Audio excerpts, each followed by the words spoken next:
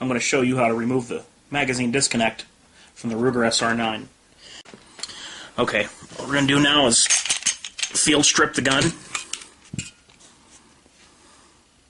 I'm going to push the pin out.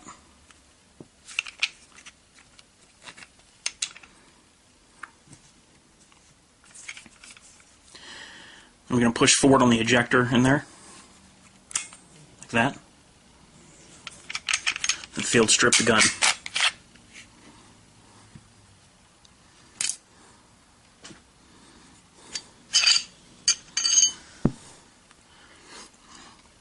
Okay, and first, for any of those that don't know, magazine disconnect prevents the gun from being fired if the magazine is removed and there's a round in the chamber. Well, I don't need that. If you know how to handle guns, you don't need a magazine disconnect. To me, it's just a politician and a paperwork thing. Looks good on paper. Really does nothing in real life. Okay, anyway. Right here's your magazine disconnect. Right here's the body of the striker. And right here's the back end of the striker. The magazine disconnect comes around like a U. And it ends up right there. That's the other side of it. There's a spring underneath this end right here. So what you want to do first, push in on your magazine disconnect like that. It kind of moves it out of the way so that the striker can come forward. Next, what you do is push in on your firing pin safety. Go to the rear of the striker and push that tab forward. Now what you'll see is your striker is now coming through the breech like that. Now you're ready to remove the slide plate cover. I'm going to be using a Glock tool for this, but you can use that or any kind of a punch that'll fit in here. So what you want to do is go down in there, and what you're going to be pressing on is the extractor plunger that's in this gun. So what you're going to do is just press in on that, and then slide your slide plate cover off like that.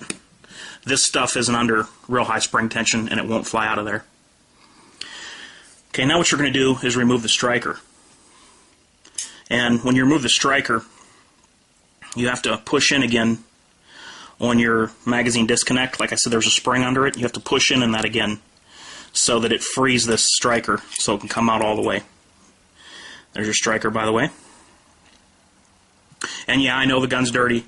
I haven't cleaned it since I had it at the range for my test shooting video, and I'm getting ready to clean the gun as soon as I'm done with this video. Okay, so let's go ahead and take out the magazine disconnect. Now all you have to do is just lift it straight out. There it is. There's a spring that it rides on.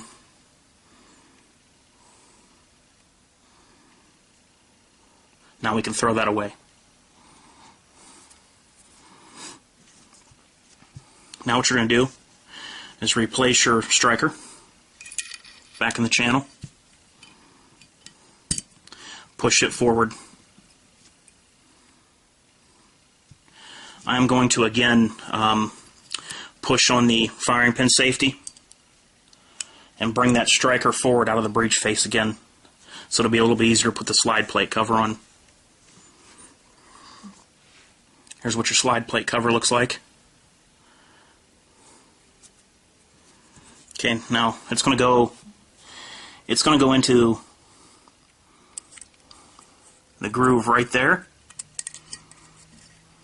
and right there. Hope you can see that. So what I'm going to do is just get it started on there, and then I'm going to push down on your plunger.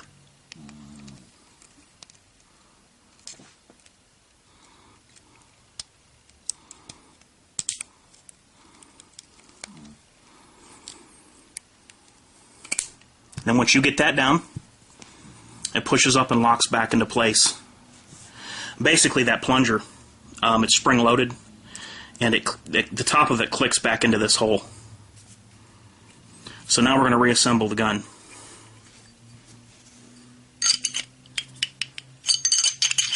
your barrel in. Recoil spring back in.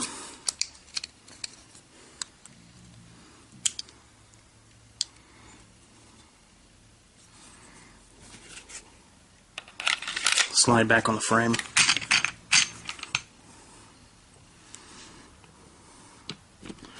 Reinsert your pin. Put the magazine in, which will push the ejector back up.